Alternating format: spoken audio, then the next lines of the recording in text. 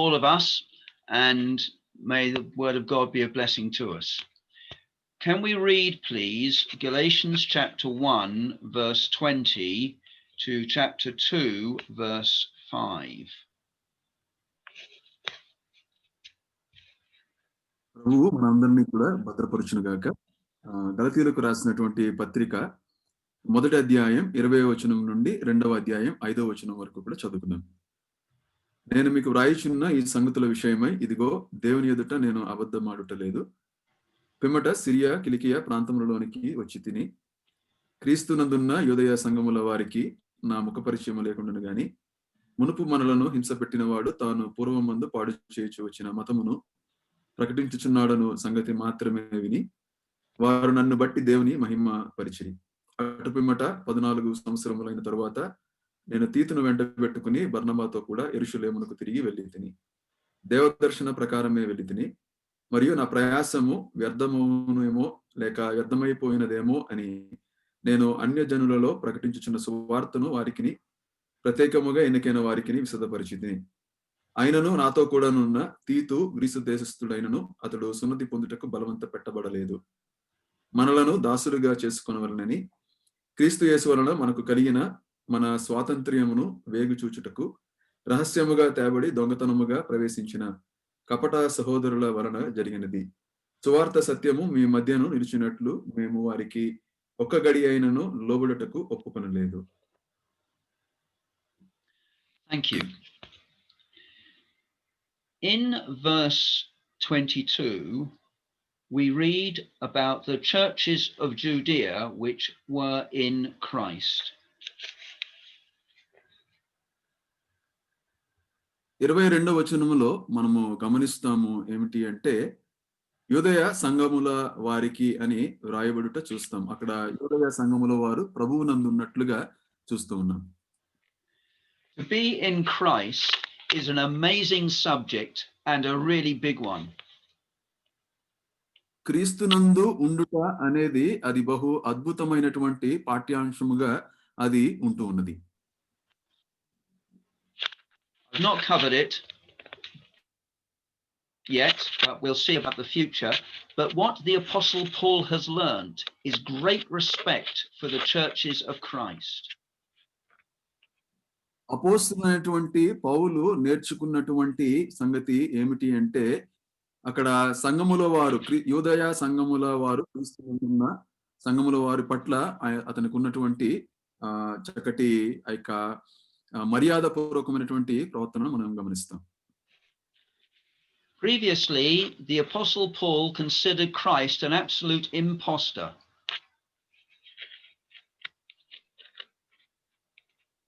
అంతకు మునుపు అపోస్తలుడైనటువంటి పౌలు మరి ప్రభువైన యేసుక్రీస్తును అంతగా పరిగణించలేదు. But since he met Christ on the road to Damascus, his life completely changed. కానీ తరువాత దమస్కు మార్గములో ప్రభువైన యేసుక్రీస్తును దర్శించినప్పుడు దర్శన రూపంగా ప్రభు ప్రత్యక్షమైనప్పుడు ప్రభువును తెలుసుకున్నాడు. But he had a lot of opposition from the devil in various ways. కానీ అపవాది నుండి చాలా విధములుగా వ్యతిరేకతను ఎదుర్కొంటూ వచ్చాడు. And now he is having to defend the gospel that he preached. ఇప్పుడు అతను ప్రకటిస్తూ ఉన్నటువంటి సువార్తను బట్టి అతడు సువార్తను సమర్థించవలసిన వాడుగా కనబడుతూ ఉన్నాడు. And this epistle shows sometimes the subtlety of the devil's attacks against people. ఈ పత్రిక అపవాది ఏ విధంగా సువార్తకు వ్యతిరేకంగా ప్రజల మధ్య పనిచేస్తూ ఉంటాడో ఆ విషయాలను తెలియజేస్తూ ఉంటుంది. And so the Apostle Paul, as we said before, is setting out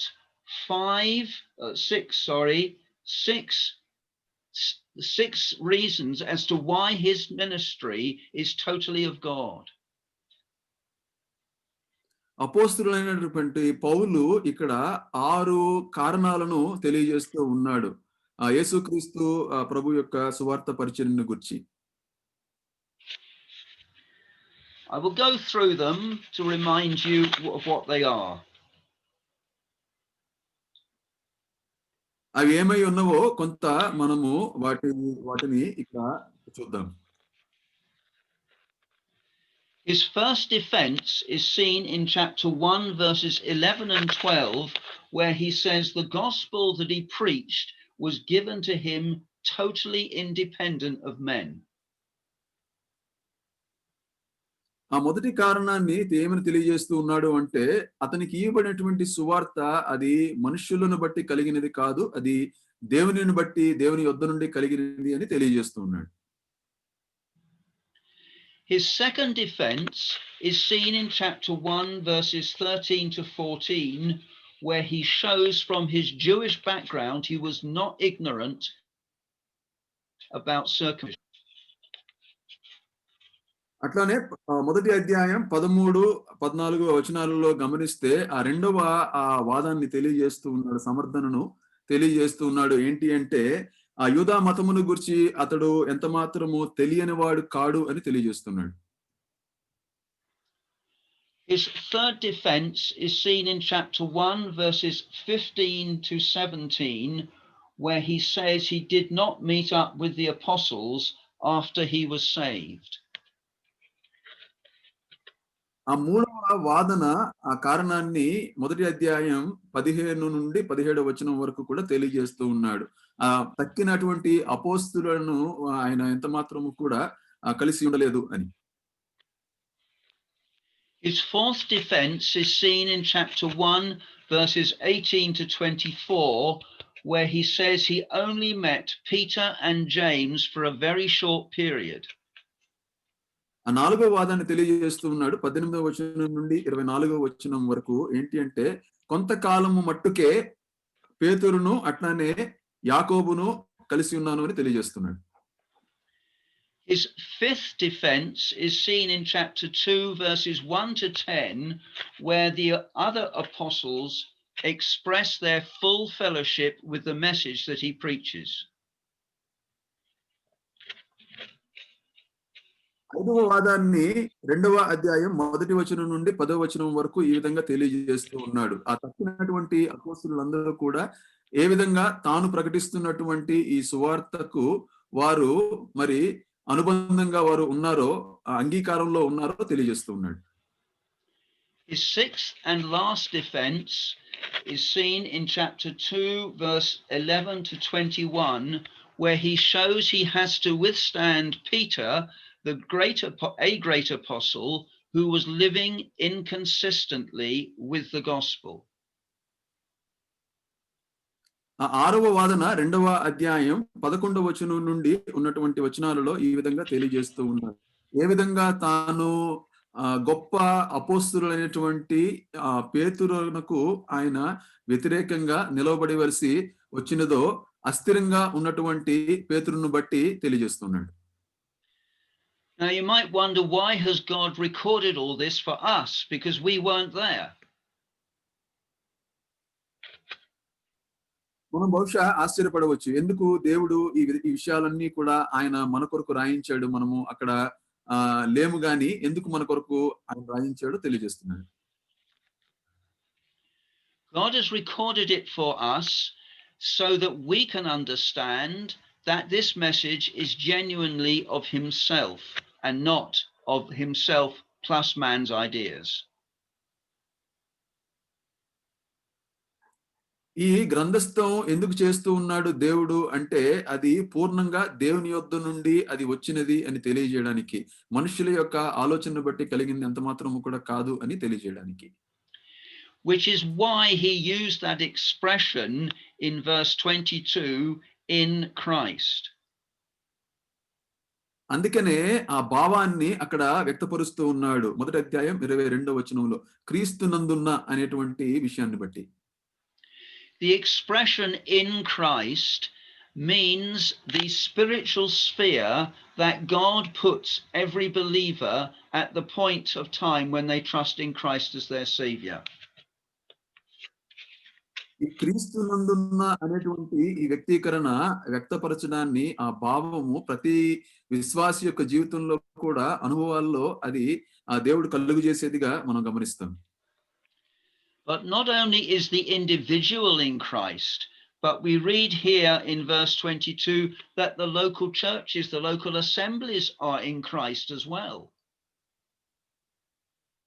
కేవలము ఈ క్రీస్తునందున అనేటువంటి యొక్క వ్యక్తీకరణ లేక భావము వ్యక్తిగతంగా ఒక విశ్వాసికి చెందింది మాత్రమే కాదు గాని అది స్థానిక సంఘాలకు కూడా అది వర్తిస్తున్నట్లుగా గమనిస్తాం. This he confirms in 1 Thessalonians chapter 1 verse 1. ఈ విషయాన్ని ధృవీకరిస్తూ ఉన్నాడు మొదటి తెస్సలోనికైలకు రాసినటువంటి పత్రిక మొదటి అధ్యాయంలో.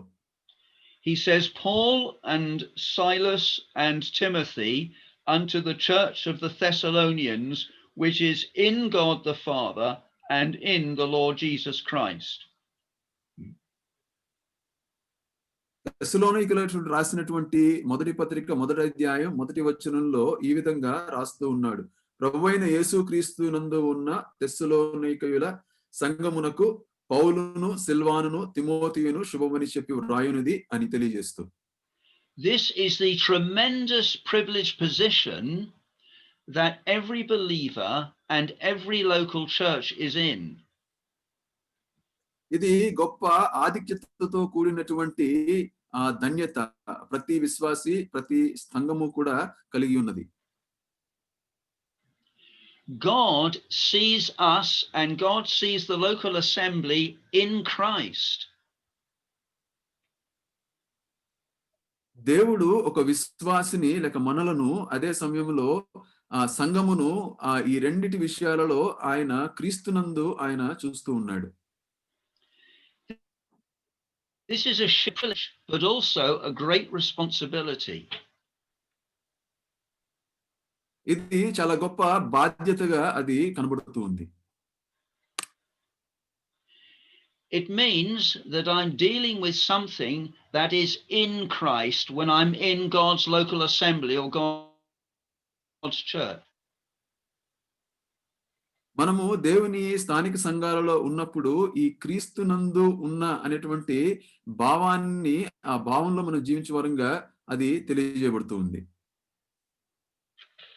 And therefore I need to be careful and I need to be considerate when I'm in God's assembly who God has placed in Christ and in himself.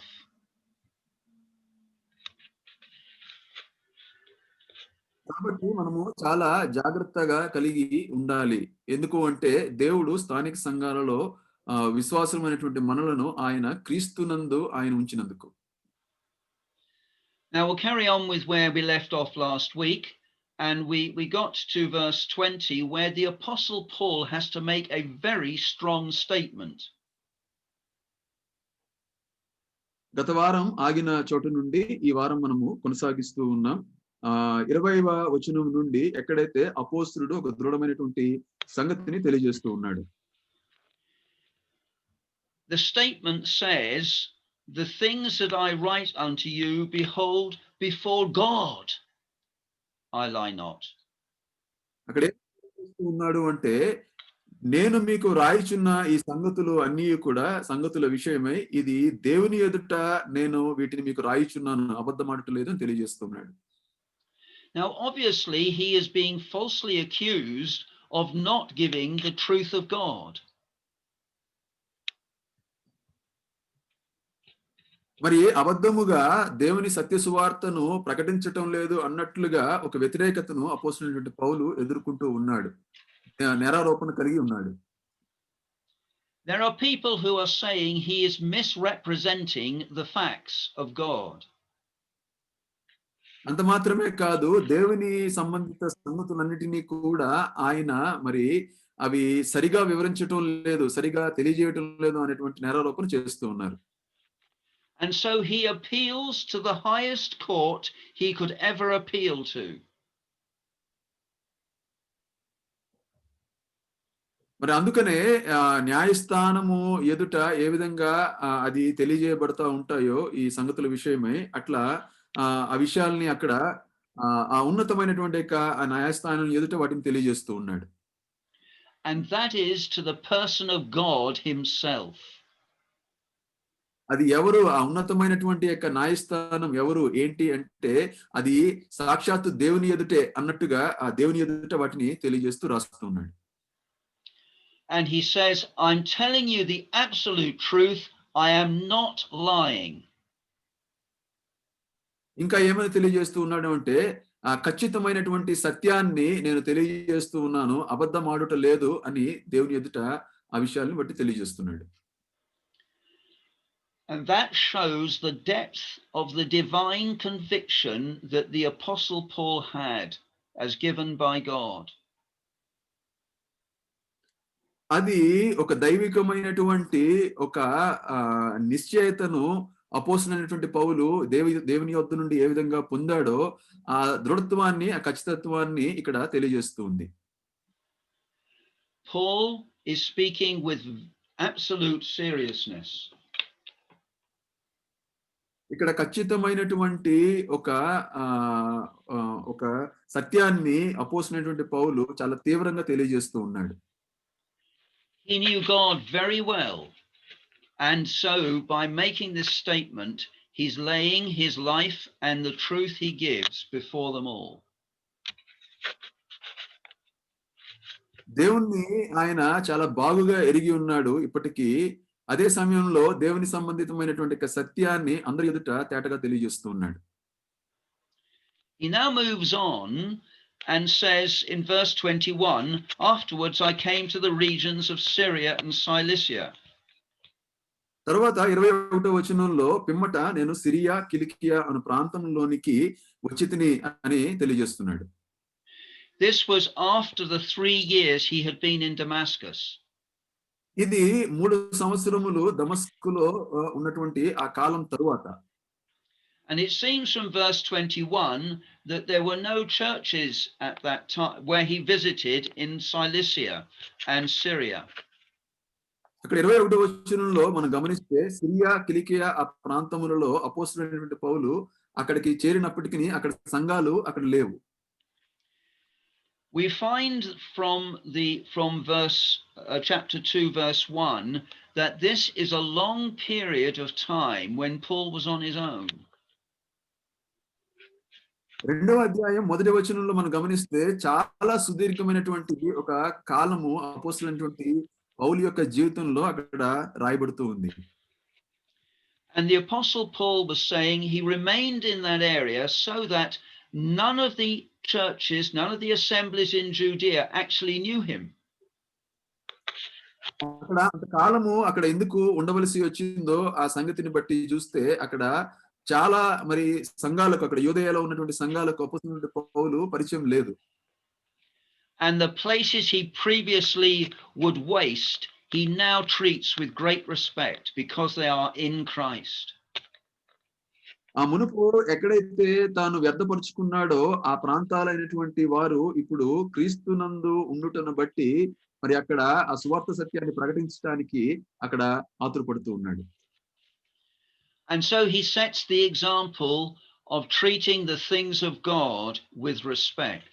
Is that what we do? అంత మాత్రమే కాదు, మర్యాద పూర్వకముగా ఇప్పుడు ఆ మునుపటి నుండి ఈ సమయంలో ఆయన దేవుని సత్యాన్ని తెలియజేయడానికి ఇష్టపడుతూ ఉన్నాడు. ఆ విధంగా మనం చేస్తూ ఉంటామా? Well, what news had these churches in Judea heard? అసలు యూదయ సంఘాలలో వారు ఏ వార్తను వారు నిజముగా విన్నారు? They heard that the persecutor had now become the preacher. మరి ఏమని విన్నారు అంటే అంతకు మునుపు హింసించినటువంటి వాడు అయినటువంటి ఈ పౌలు ఇప్పుడు సువార్తికునిగా బోధకుడిగా మారాడు అని వారు తెలియజేస్తూ ఉన్నారు. And what was the effect on the believers when they heard that? మరి అక్కడ ఉన్నటువంటి విశ్వాసుల పైన ఎటువంటి ప్రభావం అది కలిగి ఉన్నది? they glorified God for his work in the Apostle Paul. వారు అపోస్తలుడైనటువంటి పౌలు విషయంలో దేవుడు చేసినటువంటి ఆ యొక్క కార్యాన్ని బట్టి వారు దేవుని మహిమపరిచారు. You see, he realized something of the sheer kindness that God had dealt to him in saving him. దేవుడు అపోస్తలుడైనటువంటి పౌలును రక్షించుట ద్వారా ఎటువంటి కనికరాన్ని దయను అతని హృదయంలో ఉంచాడో దాన్ని వారు గమనించారు. And now he was extending some of that kindness to the Jewish believers. కాబట్టి యూదా సంఘములో ఉన్నటువంటి యూదా విశ్వాసులందరికీ కూడా ఆ దయను ఇప్పుడు ఆ కనికరాన్ని కనపరుస్తూ ఉన్నాడు పౌలు గారు. And then he moves on to chapter 2 verse 1 where he says, then 14 years afterwards I went up again to Jerusalem. రెండవ అధ్యాయం మొదటి వచనంలో అక్కడ ఏమని తెలియజేస్తూ ఉన్నాడు అంటే అటుపిమ్మట 14 సంవత్సరములైన తరువాత మరి యెరూషలేమునకు తిరిగి నేను వెళ్ళాను అని తెలియజేస్తున్నాడు. And he says that was a period of time of which he makes no comment. అక్కడ ఆ సమయం 14 సంవత్సరముల యొక్క సమయం మరి ఆ సమయం ఏం తెలియజేస్తుందంటే పౌలు గారు ఏ సూచన కూడా చేయలేదు మరి అని ఏ సంగతిని తెలియజేయలేదు అనే సంగతిని అక్కడ మనకు గమనిస్తూ ఉంటాం. Thank you. I've just got to come back. I'll be back in a minute.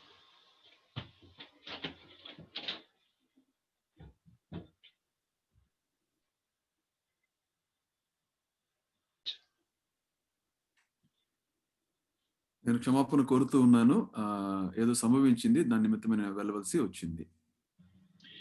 Now you'll notice Paul is 14 years from either his conversion date or from when he went to Damascus. అక్కడ మనం గమనిస్తాం 14 సంవత్సరాలు అపోస్తలుడైన పౌలు యొక్క జీవితంలో బహుశా అది ఆయన రక్షింపబడిన దినం మొదలుకొని అయి ఉండవచ్చు, లేక ఆయన దమస్కుకు వెళ్ళిన కాలం నుండి అయి ఉండవచ్చు. It is not clear from which date, but the big point he's making is this, that the Apostle Paul was in the quiet place for a number of years after he got saved. వివరంగా తెలియజేయబడలేదు కానీ ఏ తారీఖు నుంచి లేక ఏ దినం నుండి అని, కానీ ఆ సుదీర్ఘమైనటువంటి యొక్క కాలాన్ని అపోస్తలుడైనటువంటి పౌలు ఒంటరిగా ఆయన గడిపినట్లుగా గమనిస్తాం. And he was happy to be in the quiet place until God brought him out. ఆయన నిమ్మలమైనటువంటి ఆ యొక్క ఒంటరి ఆ యొక్క ప్రాంతంలో ఉన్నాడు, దేవుడు తనను బయటకు తీసుకొచ్చేంత వరకు కూడా. Now, quite often, if somebody famous gets saved, they are very quickly put on the platform to give testimony. తరచుగా మనం గమనిస్తూ ఉంటాం ఏంటి అంటే ఒక మహా గొప్ప వ్యక్తి ఎవరైనా రక్షింపబడిన వెంటనే వారు ఆ పుల్పిట్ మీద వారు తమ సాక్ష్యాన్ని తెలియజేసేటువంటి వారుగా ఉంటూ ఉంటారు. But the Apostle Paul was at least 14 years in the back place, not in the public place. కానీ అపోస్తలుడైనటువంటి పౌలు మరి ఒంటరిగా ఒక ఏకాంత ప్రాంతంలో ఎవరికి కనబడకుండా ఉన్నాడు. జనముల మధ్య ఆయన 14 సంవత్సరాల వరకు కూడా ఆయన కనబడలేదు. And while I am not saying that people should not give their testimony, what the Apostle Paul is showing is that for good long-term Christian living, there should be the quiet times with God, particularly in the early Christian life. మరి ఆ విధంగా వేదిక పైన సాక్ష్యము ఇవ్వకూడదని నేను చెప్పట్లేదు, కానీ అపోస్తలుడైన పౌలు ఏం తెలియజేస్తూ ఉన్నాడు అంటే ఈ సుదీర్ఘమైనటువంటి ఈ నెమ్మది గల ఈ కాలాన్ని దేవునితో ఏ విధంగా క్రైస్తవ జీవితానికి అవసరమైన రీతిగా మౌన ధ్యానంగా సమయాలలో గడపాలో ఆ విషయాన్ని తెలియజేస్తూ ఉన్నాడు. Because after this we are now learning in verses 1 to 10 that the other apostles are in full agreement with the Apostle Paul's teaching. దీని తరువాత భాగాలలో మనం గమనిస్తూ ఉన్నది ఏంటి అంటే అపోస్తులైనటువంటి పౌలు యొక్క సువార్తకు ఆ దైవికమైనటువంటి ఆయన యొక్క బోధకు తక్కినటువంటి అపోస్తులందరూ కూడా ఏ విధంగా అంగీకారంలోనికి వచ్చారో అది ఇక్కడ మనం గమనిస్తూ ఉంటున్నాం. And this was a particular event that was very important as far as Jewish doctrine was concerned. ఇక్కడ యూదా ఆ సిద్ధాంతము ఏదైతే ఉన్నదో ఆ విషయమై ఇక్కడ కొన్ని విషయాలు తేటగా తెలియజేయబడుతూ ఉంటున్నాయి. He took with him to Jerusalem Barnabas and Titus. యెరూషలేమునకు బర్నబాను అట్లానే తీతును ఆయన వెంట పెట్టుకుని వెళ్ళాడు. And Paul emphasizes that he went there by the leading of the Holy Spirit, by revelation from God. దేవుని యొక్క ప్రత్యక్షత మూలముగా పరిశుద్ధాత్మ నడిపింపులోనే పౌలు గారు వారిని వెంట పెట్టుకుని అక్కడికి వెళ్ళినట్లుగా తెలియజేస్తున్నాడు. Now, why was it very important? ఎందుకు ఇది చాలా ప్రాముఖ్యమైనది? Because Titus was a Gentile and was not circumcised, but had trusted in the Lord as his savior. తీతు ఒక అన్యుడు, యూదుడు కాదు, సున్నతి పొందలేదు, కానీ ప్రభు అయినటువంటి యేసుక్రీస్తునందు విశ్వాసం ఉంచినటువంటి వాడు. And he was taking him into a situation where a lot of false brethren had come in saying you've got to be circumcised to be saved. చాలా తప్పుడు సిద్ధాంతాలు ఉన్నటువంటి వారి మధ్యకు తీతును తీసుకుని వస్తూ ఉన్నాడు. ఎందుకంటే తాను మరి సున్నతి పొందాలి అనేటువంటి ఆ యొక్క వ్యతిరేకత అక్కడ కనబడుతూ ఉంటుంది. You see, he was giving a practical example that it's only being in Christ that saves. It's not being in Christ plus what we do. ఇక్కడ ఒక ప్రయోగాత్మకమైనటువంటి ఒక విషయము ఇక్కడ తెలియజేయబడుతూ ఉంది. క్రీస్తునందు ఉన్నటువంటి మనము ఏ విధంగా మరి కొన్ని విషయాలలో అక్కడ కలిగి ఉంటామో లేక చేస్తామో, చేయవలసి వస్తూ ఉంటుందో, బలవంతం పెట్టబడతామో ఆ విషయాలు అక్కడ ప్రయోగాత్మకంగా తెలియజేయబడుతూ ఉన్నాయి. You see, in Acts chapter 16 it says that the Jews all knew that his father was a Greek. అపోస్తల కార్యముల గ్రంథం 16వ అధ్యాయంలో గాని మనం గమనిస్తే అక్కడ మరి తిమోతిని గురించి రాయబడుతూ అక్కడ అతడు మరి గ్రీసు దేశస్థుడుగా అక్కడ కనబడుతూ ఉంటూ ఉన్నాడు. So he took with him Barnabas, who would be a good witness, and Titus, who was this Gentile and not circumcised. కాబట్టి అక్కడ బర్నబా ఎవరైతే యూదుడుగా ఉన్నాడో ఒక చక్కటి సాక్ష్యంగా అతన్ని మరి అట్లానే తీతును కూడా వెంట పెట్టుకుని ఇద్దరిని కూడా వెళ్తున్నట్లుగా చూస్తాం. And he spoke to people who were important amongst the Jews. అక్కడ యూదుల మధ్య ప్రాముఖ్యులైనటువంటి వారితో పౌలు గారు మాట్లాడుతూ ఉన్నాడు. God already knew the importance of this situation, which is why he revealed to Paul that he must go to Jerusalem and take Titus with him. కాబట్టి దేవుని చేత ముందుగానే ప్రత్యక్షపరచబడ్డాడు పౌలు గారు. అక్కడ ఏ విధంగా ఇటువంటి పరిస్థితి ఏర్పడబోతూ ఉందో, ఆ సున్నతి నిమిత్తమై బలవంత పెట్టబడతారో అందు నిమిత్తం అక్కడ యెరూషలేమునకు తీతును కూడా వెంట పెట్టుకుని వెళ్తూ ఉన్నాడు.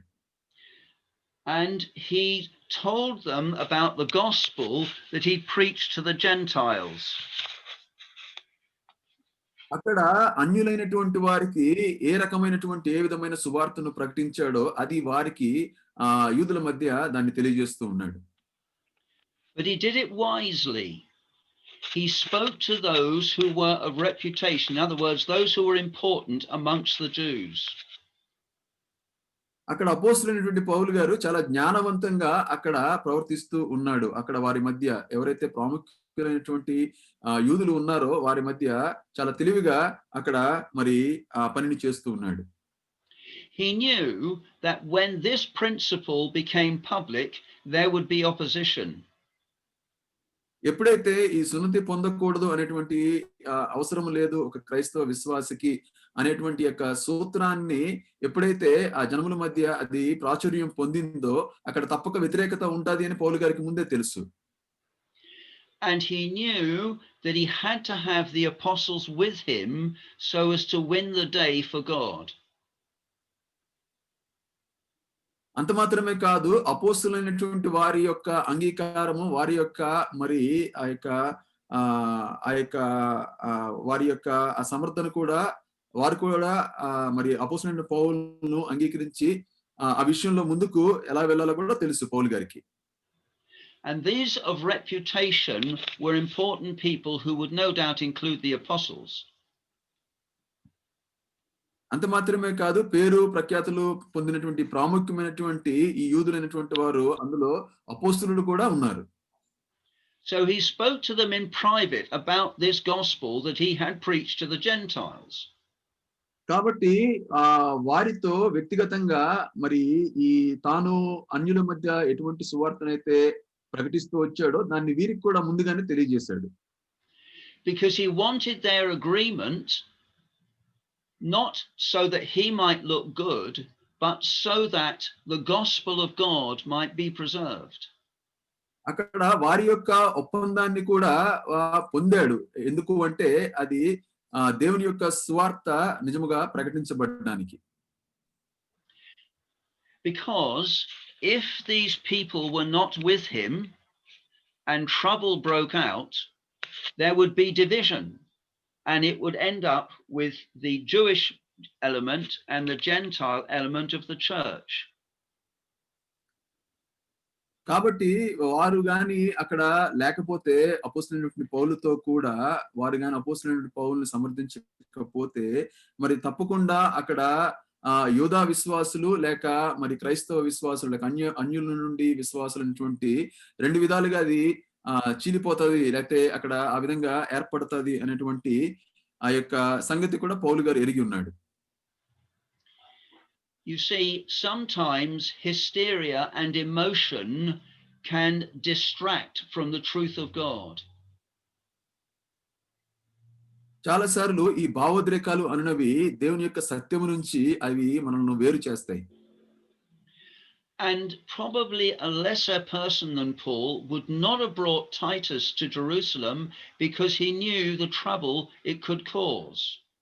బహుశా ఒకవేళ అక్కడ సంభవింపబోతూ ఉన్నటువంటి యొక్క వ్యతిరేకత ఈ సున్నతి నిమిత్తమై మరి అపోస్తలుడైన పౌలు తీతును అక్కడ తీసుకురాకుండా ఉండవలసింది.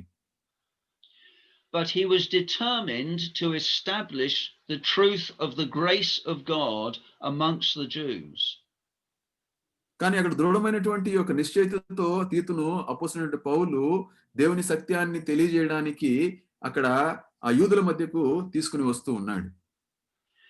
So he spoke to the apostles so that he would not run in vain, that is, so that the truth would be established and not derailed by the opposition. కాబట్టి అక్కడ అపోస్తలులతో ఆయన మాట్లాడుతూ ఉన్నాడు. ఎందుకంటే తన యొక్క ప్రయాస వ్యర్థమైపోతుందేమో, ఒకరు వ్యర్థం కాకుండా ఉండడానికి దేవుని యొక్క సత్యము అన్ని జనులలో మరి ప్రకటించబడినది అది స్థిరపరచబడడానికి అపోస్తలుడైన పౌలు ఈ విధంగా చేస్తూ ఉన్నాడు. And he established a principle of wisdom that sometimes when you have to deal with a situation, it's best to talk amongst a few people and those spiritually responsible first before you speak generally to everybody. సాధారణంగా అందరితో మాట్లాడక ముందు ఇక్కడ జ్ఞానవంతంగా అపోస్తలుడైన పౌలు చేసినట్లుగా మరి కొంతమంది ప్రముఖులైనటువంటి విశ్వాసులతో ముందుగా వారితో మనము మాట్లాడుట, సంభాషించి విషయాలను బట్టి ముందుకు వెళ్ళుట అనేది చాలా ప్రాముఖ్యం అనేది ఈ విషయం నుంచి మనం అర్థం చేసుకుంటూ ఉన్నాం. And because the apostles agreed with Paul that he preached the true gospel, Titus did not have to be circumcised. అపోస్తులైనటువంటి పౌలు అంతకు ముందే అపోస్తులైనటువంటి ఈ ఇతర తక్కిన అపోస్తలులతో ఆయన ముందుగానే ఆయన మాట్లాడుటను బట్టి సువార్త దేవుని సత్యమును బట్టి ఇక్కడ మరి తీతు మరి సున్నతి పొందవలసిన వాడుగా లేడు. And here Paul got a great victory for God to show that it is Christ alone that saves. ఇక్కడ ఒక అద్భుతమైనటువంటి స్థాపన చేస్తూ ఉన్నాడు. విజయాన్ని అపోస్తలుడైన పౌలు పొందుతూ ఉన్నాడు. ఏంటి అంటే మరి క్రీస్తు మాత్రమే సున్నతి అవసరం లేదు ఒక విశ్వాసికి అని తెలియజేస్తూ ఉన్నాడు. And so he says Titus was not circumcised. అందుకు ఈ విధంగా తెలియజేస్తున్నాడు. అందును బట్టి ఈ సువార్త సత్యమును బట్టి మరి తీతుకు సున్నతి అవసరం లేదు అని తెలియజేస్తూ ఉన్నాడు. Now, that raises a problem because in Acts chapter 16, I think verse 3, Timothy was circumcised. Why? ఒక సమస్య ఏర్పడుతూ ఉంది. ఎందుకు అంటే మరి గ్రీసు దేశస్థుడుగా మరి ఉన్నటువంటి తండ్రి అయినటువంటి ఆయన తిమోతి యొక్క తండ్రి గ్రీసు దేశస్థుడు ఉండటం బట్టి కానీ తాను మరి సున్నతి పొందవలసి వచ్చింది. అయితే ఇక్కడ తీతు సున్నతి పొందలేదు. దీన్ని బట్టి ఒక సమస్య ఏర్పడుతూ ఉంది ఇక్కడ. Here in Jerusalem there was a great principle at stake, and Paul maintained it to the end that it is Christ alone that saves. యెరూషలేములో అప్పటికే చాలా ఉన్నతమైనటువంటి ఒక సిద్ధాంతము అక్కడ ఉన్నది. దానికి వేరుగా ఇక్కడ పౌలు గారు క్రీస్తు మాత్రమే అనేటువంటి సువార్త సత్యాన్ని స్థాపిస్తూ ఉన్నాడు. Sadly, verse 4 shows that there had been false brethren. In other words, people who purported to be Christians but were not, that had come among them. అక్కడ 4వ అధ్యాయంలో మనం గమనిస్తాం ఏంటి అంటే అక్కడ కపట సహోదరులు కూడా ఉన్నారు అనేటువంటి విషయాన్ని అక్కడ విచారంగా అక్కడ మనకు కనబడుతూ ఉంటుంది. They had come amongst the Christians to see what was happening.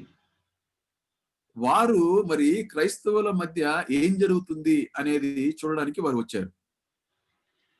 But it wasn't to benefit from the gospel, but try and bring the Christians back down to their level.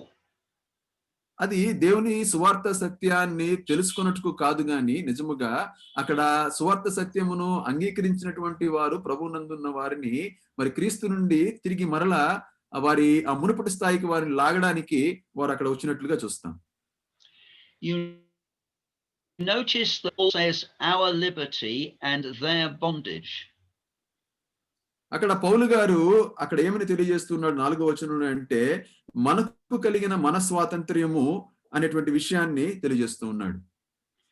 We will look at that more next time, but that is the big difference between Bible-based Christianity, which brings into liberty, and the other items which bring into bondage. ముందు దినాలలో మనము ఈ స్వాతంత్ర్యమును గురించినటువంటి మరి అనేకమైనటువంటి ఇతర సంగతులను మనం ధ్యానం చేసుకుందాం. ఏదైతే ఈ స్వాతంత్ర్యము నిజముగా మనకు ఆ యొక్క క్రీస్తులో మనకు స్వాతంత్ర్యాన్ని కలుగు చేస్తుందో మరి దేవుని యొక్క వాక్య ఆధారముగా ఏదైతే స్వాతంత్ర్యాన్ని కలుగు చేయదో ఇతర విషయాలను బట్టి ఆ విషయాలను మనం ముందుకు తర్వాత ధ్యానం చేసుకుందాం. So why did Paul have Timothy circumcised? అయితే పౌలు తిమోతిని ఎందుకు సున్నతి పొందడానికి అనుమతించాడు? Timothy's father was a Greek. Timothy యొక్క తండ్రి ఆయన మరి Greece దేశస్థుడు. And we find from chapter 16 that Timothy had grown and was commended by the brethren. మరి అపోస్తల కార్యముల గ్రంథం 16వ అధ్యాయంలో మనం చూస్తాం ఏంటి అంటే సహోదరుల ద్వారా మరి మెచ్చుకొనబడిన వాడే చిన్న దాంటి నుండి కూడా తిమోతి మరి ఎదిగినట్లుగా గమనిస్తాం. And so the apostle Paul wanted to take Timothy with him in his evangelistic efforts. కాబట్టి అపోస్తలుడైన పౌలు తిమోతిని తన సువార్త విషయమై వెంటబెట్టుకుని వెళ్ళాలని ఉద్దేశం కలిగి ఉన్నాడు. But if the Jews that he would preach to learnt that Timothy was not circumcised, they would probably reject the gospel. కాబట్టి ఎవరైతే యూదులైనటువంటి వారు ఉన్నారో వారి మధ్య ఈ సువార్తను చెప్పుటను బట్టి మరి అదే సమయంలో తిమోతి సున్నతి చేయబడకపోవటను బట్టి వారు ఒకవేళ సువార్త అంగీకరించరేమో అనే ఉద్దేశాన్ని బట్టి అక్కడ పౌలు గారు ఆలోచన చేశాడు. So Timothy would be an offense to the Jews. కాబట్టి తిమోతి ఇప్పుడు యూదులకు వారి మధ్య ఆటంకంగా కనబడబోతున్నాడు. So as to remove the offense, and because there was no deep principle involved, Paul had Timothy circumcised. కాబట్టి ఆ యొక్క ఆటంకాన్ని లేక వ్యతిరేకతను తీసివేయడానికి అడ్డు తొలగించడానికి అక్కడ మరి లోతైనటువంటి పెద్ద సిద్ధాంతము సున్నతిని బట్టి ఏమి లేదు కాబట్టి మరి తిమోతి విషయంలో సున్నతికి అపోస్తలుడైన పౌలు ఆయన అనుమతించాడు. I repeat, that was totally different to this situation where there was a difference between liberty and bondage being maintained. కాబట్టి ఈ రెండు యొక్క సందర్భాలు చాలా వేరుగా అవి ఉంటూ ఉన్నాయి. అక్కడ సున్నతి పొందుట, ఇక్కడ సున్నతి తీతు పొందకపోవటను బట్టి వేరుగా ఉంటున్నాయి. అది స్వాతంత్ర్యాన్ని తెలియజేస్తుంది, అదే సమయంలో మరి ఆ బంధకాన్ని కూడా అది తెలియజేస్తూ ఉంటూ ఉన్నది. You see, the Apostle Paul appreciated the grace of God that was through Christ alone. అపోస్తలుడైనటువంటి పౌలు ప్రభు అయినటువంటి యేసుక్రీస్తు ద్వారా కృపను ఎంతగానో ప్రశంసిస్తూ వచ్చాడు. Therefore he knew he could not add any human situation, any human rite or religious observance to Christ. కాబట్టి తాను బోధిస్తూ వచ్చినది ఏంటి అంటే ఒక మత సంబంధమైనటువంటి ఎటువంటి సంగతినైనా సరే లేక మనుషులకు సంబంధించినటువంటి ఆలోచన అయినా సరే క్రీస్తునకు ఎంత మాత్రం కూడా జత చేయకూడదు, ఆపాదించకూడదు అని మరి జాగ్రత్త కలిగినట్టుగా చూస్తాం. And may all believers understand, and many unbelievers, that it is Christ alone that saves and keeps and glorifies. కాబట్టి విశ్వాసులైన అవిశ్వాసులైన అందరూ కూడా తెలుసుకోవాల్సిన విషయం ఏంటి అంటే కేవలము క్రీస్తు ప్రభు మాత్రమే చాలును రక్షణ దయచేయడానికి అని స్పష్టంగా తెలియజేయబడుతుంది.